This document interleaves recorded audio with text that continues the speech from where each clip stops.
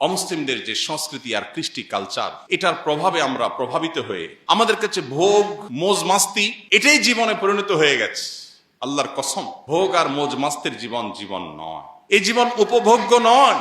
এটা খুবই সামান্য সময়ের সীমিত আনন্দ আপনাকে দিতে পারে, চূড়ান্ত ভাবে মৃত্যুর পরের সময় অপেক্ষা করতে হবে না, জীবনেই আপনাকে কুরে কুরে শেষ করবে। আপনি একটা সময় উপলব্ধি করতে পারবেন আমার জীবনের আসলে লক্ষ্যটা কি। ভোগ উপভোগ তো খুব সামান্য সময়ের, পছন্দনীয় খাবার খাচ্ছেন, এটা গলার নিচে নামার আগ পর্যন্ত উপভোগের বিষয়, এরপরে আর উপভোগের কোনো বিষয় নয়। সো এটা কোনো জীবন না।